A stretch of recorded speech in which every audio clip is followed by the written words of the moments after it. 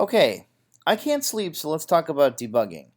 So debugging game of life and other things. Remember, there's a lot of information in this BlueJ terminal whenever you get an exception.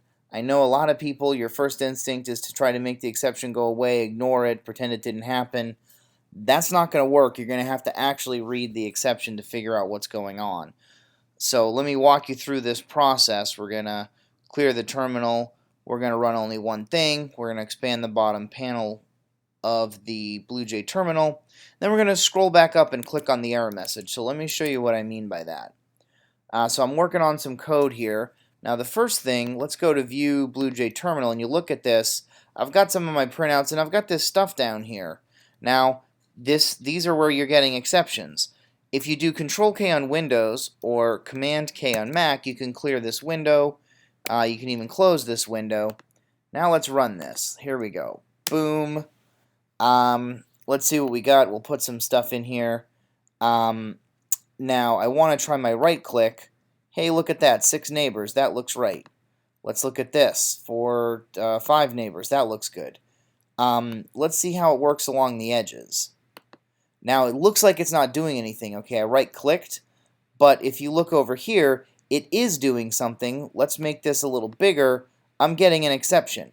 Now, this is what's called a stack trace. What this means is that this line called this line called this line called this line, all this stuff is not highlighted because it's not code you wrote. It's like a whole bunch of code in BlueJ with the Java Security Manager and this, that, and the other thing. Not that useful to you, but if you scroll up, boom, right? This called into LifeGrid mouse clicked. That's code you technically have if we look at LifeGrid. That is this here. Now, I wrote that, you didn't write that, but you sort of have the code in BlueJ, and that calls into here. This is the line that generated the error. So if we click on this, boom, we see the message, and so you can see we've sort of just, we can immediately see the problem. We've just naively gone through and tried to check the 8 cells around the given row and column. That's of course not going to work, because when we're looking at this, we're like, well, what if I'm in the first row? That would be row number 0. 0 minus 1 is negative 1.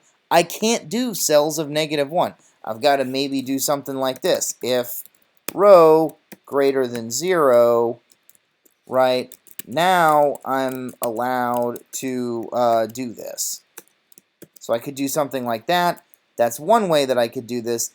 That should fix just this one problem. Now you'll need, that's one of these 7. You'll need 7 other conditions to protect each of these. That's one way that you can do it. Another way that you could do it is something more like this.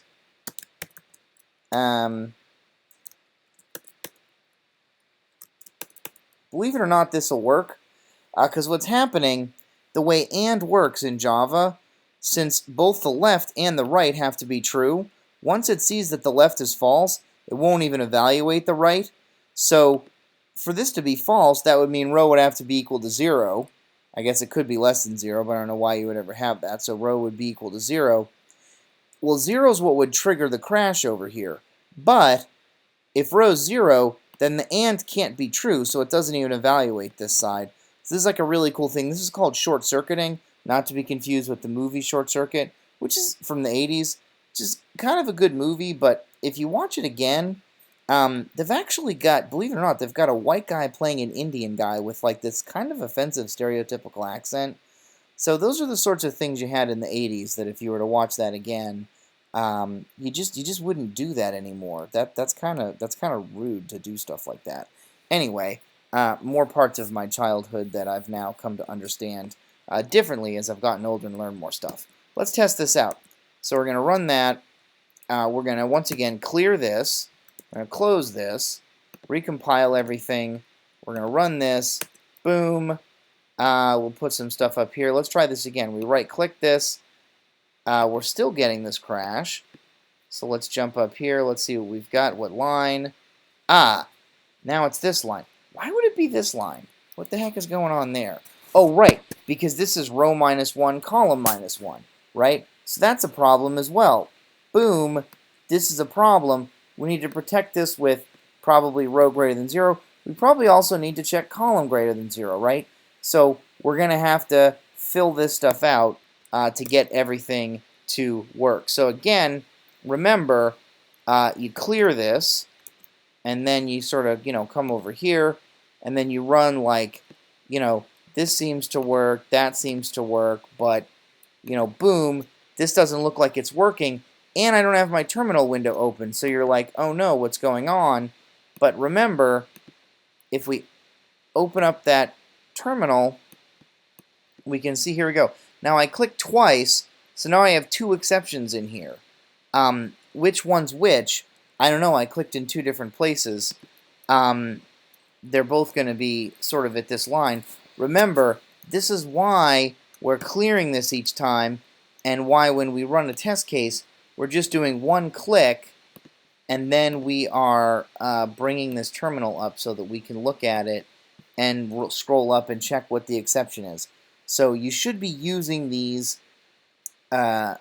exceptions when you're getting these out-of-bounds errors and whatever to try to figure out what's going on, and use them to click to take you to the actual line that's actually failing.